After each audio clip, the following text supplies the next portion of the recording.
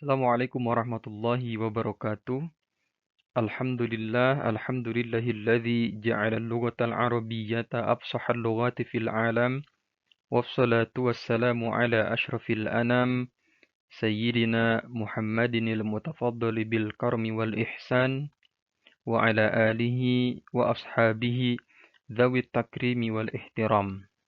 Amma ba'du, faya usyakil lughatil arabiyyati, para pecinta bahasa Arab dimanapun berada, selamat datang di channel sederhana kami, channel Lughatuna Al-Arabiyyah, channel yang insya Allah akan membahas bahasa Arab dan hal-hal yang berkaitan dengan bahasa Arab. Para pecinta bahasa Arab, suatu waktu barangkali kita pernah kebingungan mencari asal kata dalam bahasa Arab. Atau kita kebingungan dalam menentukan pola suatu kata dalam bahasa Arab. Atau barangkali kita pernah merasa kesulitan dalam mencari kata di dalam kamus, terutama di kamus yang berbentuk fisik, bukan kamus yang berbentuk aplikasi. Nah, sebetulnya dalam bahasa Arab itu ada kaidah khusus yang membahas tentang itu. Membahas tentang pola-pola kalimat, membahas tentang bagaimana cara kita menentukannya. Terutama pembahasan tersebut itu dikaji dalam ilmu shorof. Dan insya Allah pada kesempatan kali ini kita akan membahas tentang hal tersebut. Dalam ilmu shorof itu dikenal dengan istilah al-mizan as-sorfi. Al-mizan as-sorfi. Lalu apa itu al-mizan as-sorfi? Mari kita beranjak ke pengertiannya. Al-mizan as-sorfi as-sigatu allati istalaha 'alaiha ulama'us sarfi fil lughatil arabiyyati li dhabti awzanil kalimati wa siyagiha bihasbi hurufihal asliyati sawa'an akanatil kalimatu thulathiyatan am ruba'iyyatal usuli wa rumiza li hadzal mizani biharfil kalimati fa'ala fa'ain lam wa mazada fil kalimatil mawzunati min ahrufin aw tashdidin yudha'u fil mizani mithlu ta'iba waznuha fa'ila tasabbara waznuha tafa'ala istakhraja waznuha istaf'ala. Mizan sorfi atau al-mizan as-sorfi itu merupakan bentuk atau acuan, ya, acuan yang berupa bentuk, ya, bentuk yang digunakan oleh ulama shorof dalam bahasa Arab untuk menentukan wazan-wazan atau pola-pola kata dan bentuk-bentuknya berdasarkan dari bentuk aslinya. Baik kata tersebut huruf asalnya berjumlah 3 huruf maupun 4 huruf. Mizan tersebut atau pola tersebut itu disimbolkan dengan huruf fa, ain, lam. Yang mana nantinya kita menyebutnya dengan fa'ul kalimah, ainul kalimah, lamul kalimah. Kalau dalam fi'il misalnya sudah spesifik, itu fa fi'il, ain fi'il, lam fi'il. Hanya saja kalau umum ya fa'ul kalimah, ainul kalimah, lamul kalimah. Dan yang menjadi tambahan pada mauzun, baik itu berupa huruf atau tasdid yang diletakkan pada mizan tersebut. Sebagai contoh, kata ta'iba, ta'iba. Itu wazannya adalah fa'ila. Kemudian kata tasobbaro, wazannya atau polanya adalah tafa'ala. Tasobbaro, tafa'ala. Dan kata istakhroja, itu wazannya atau polanya adalah istaf'ala. Istakhroja. Istaf'ala. Biar lebih mudah, kita ibaratkan mizan sorfi itu dengan timbangan yang kita temukan di dunia nyata. Barangkali teman-teman pernah melihat timbangan yang seperti ini. Atau barangkali teman-teman pernah pergi ke pasar dan melihat timbangan yang ada di pasar ya, yang berupa mirip seperti ini, hanya saja ada wadahnya di salah satu sisinya. Nah, dalam timbangan itu tentunya minimal ada hal ini. Yang pertama, satuan berat itu biasanya dimulai dari 1 kilo, 2 kilo, 3 kilo, bahkan ada yang dimulai dari yang lebih kecil dari 1 kilo, setengah kilo, dan lain sebagainya. Itu dalam mizan sorfi, yang satuan berat itu disebut dengan waznun, wazan. Yang mana tadi kita dapatkan informasi dalam definisi yang kita sebutkan sebelumnya, wazan itu disimbolkan dengan fa, ain, dan lam. Fa'ala, fa, ain, dan lam. Fa'ul kalimah, ainul kalimah, dan lamul kalimah. Kemudian di sisi lain, selain ada timbangannya, ada beratnya, satuan beratnya, ada sesuatu yang ditimbang. Entah itu beras, entah itu daging, entah itu sayuran, dan lain sebagainya yang memungkinkan untuk ditimbang. Nah, kita anggap dalam mizan sorfi, sesuatu yang ditimbang, barang yang ditimbangnya itu disebut dengan mauzun. Nah, dalam mizan sorfi itu disebut dengan mauzun, sesuatu yang ditimbang. Apa sesuatu yang ditimbang dalam mizan sorfi? Itu adalah al-kalimat al-arabiyah, kata-kata dalam bahasa Arab. Kita bisa menimbang dengan berat 1 kilo, entah itu beras, entah itu wortel, entah itu daging, dan lain sebagainya. Begitupun kita bisa menimbang dengan wazan fa'ala, lapad-lapad dalam bahasa Arab yang setara dengan fa'ala, yang masuk kepada pola fa'ala. Semisal doroba, fa'ala. Kemudian nasoro, fataha. Nah, lapad-lapad barusan, doroba, nasoro, fataha, itu wazannya adalah fa'ala. Polanya satu, tapi mauzunnya itu beragam, banyak. Nah, berarti dapat kita simpulkan bahwa wazan itu tertentu, khusus, dapat kita hafal. Sedangkan mauzun itu tidak terbatas, sebanyak lapad-lapad yang masuk ke dalam pola tersebut. Sama halnya dalam keadaan nyata, wazan atau berat 1 kilo itu bisa menimbang berbagai macam jenis barang.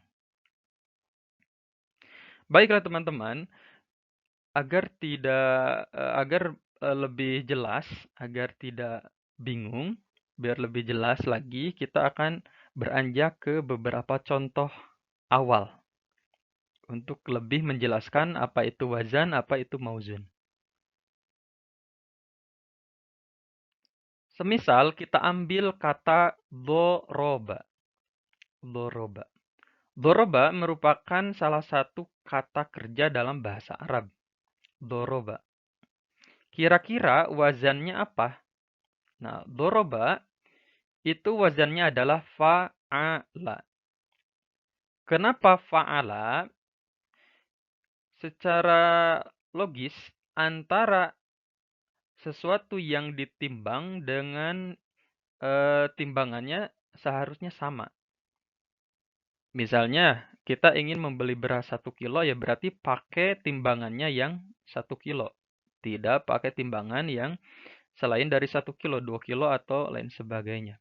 Nah, wazan dan mauzun pun harus sama. Sama dari segi apanya? Bukan dari segi lapadnya. Tapi sama dari jumlah hurufnya dan harokatnya.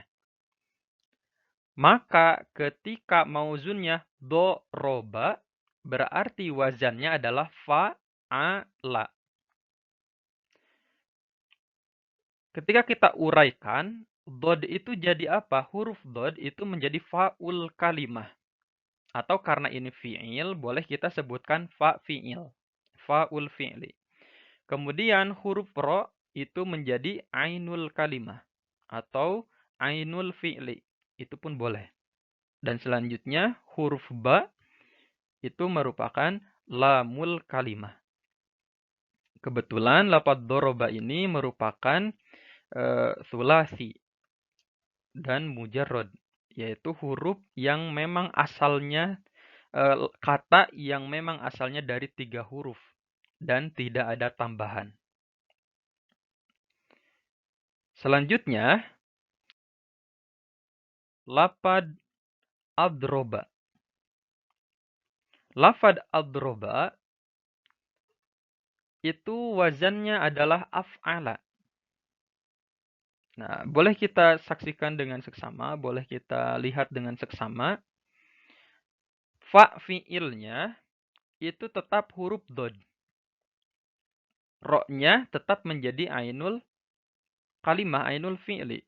Dan ba itu tetap menjadi lamul kalimah atau lamul fi'li. Sedangkan a itu merupakan tambahan. Baiklah, untuk contoh selanjutnya, doroba. Kita lihat wazannya apa? Wazannya adalah fa'ala.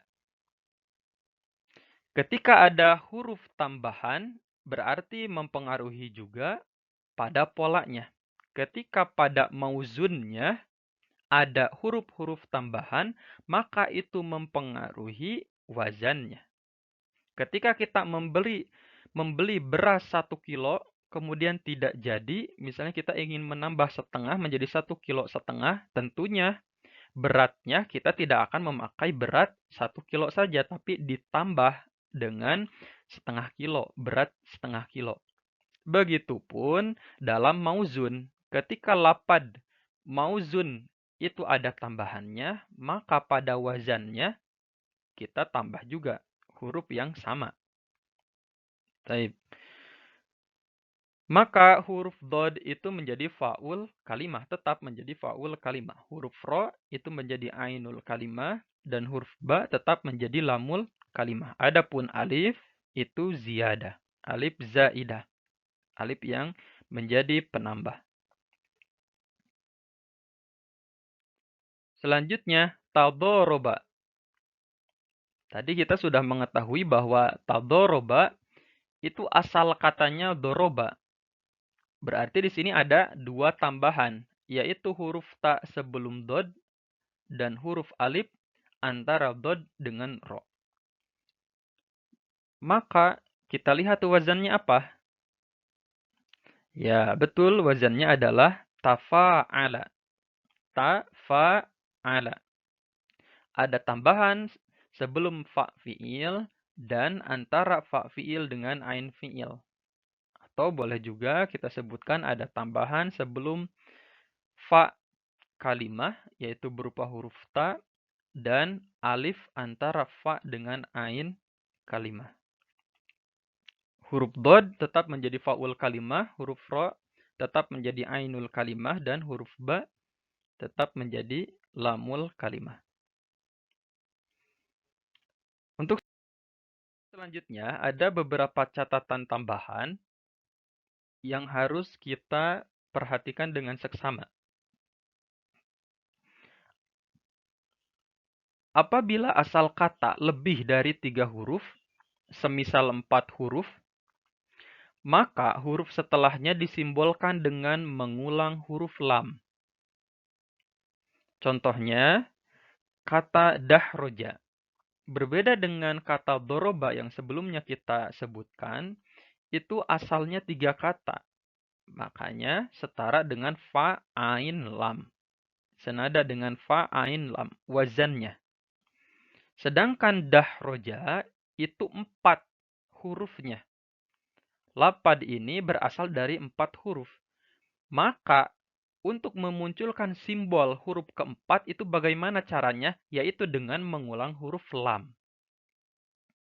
Makanya wazannya adalah fa'lala.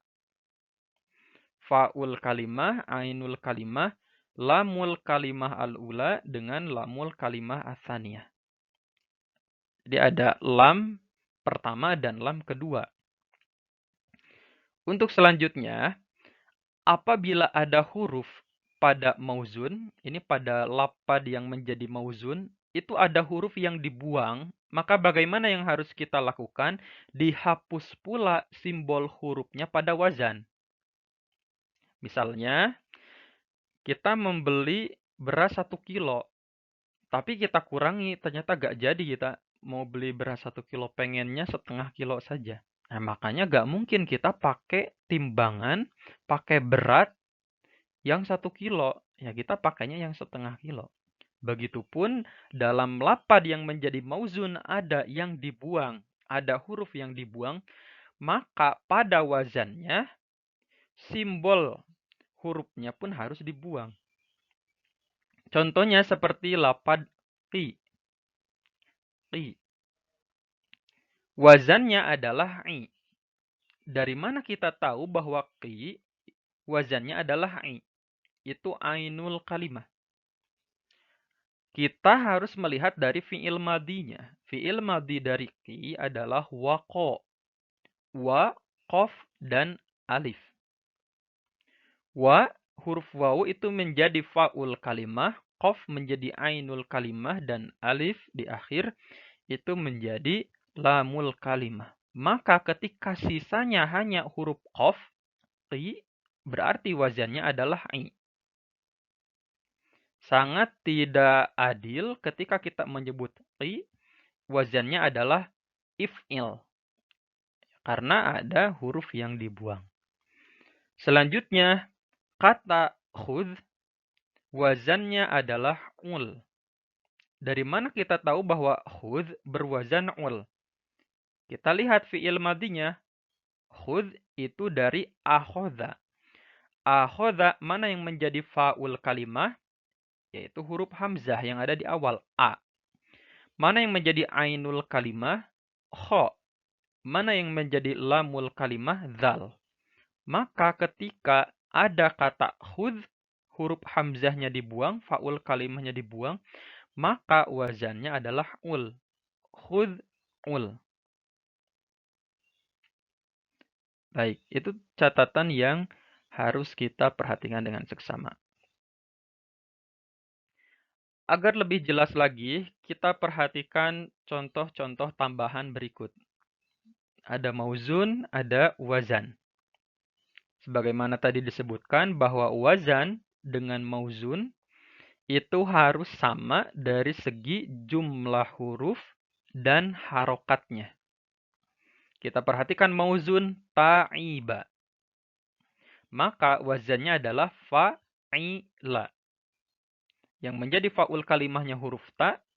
Yang menjadi ainul kalimahnya huruf ain. Sama-sama huruf ain kebetulan. Yang menjadi lamul kalimahnya adalah huruf ba. Dan harokatnya sama ya. Ta'iba. Fa'ila. Tidak boleh kita menyebut ta'iba wazannya fa'ula. Tidak cocok. Atau wazannya fa'ala. Atau af'ala. Atau fa'ala.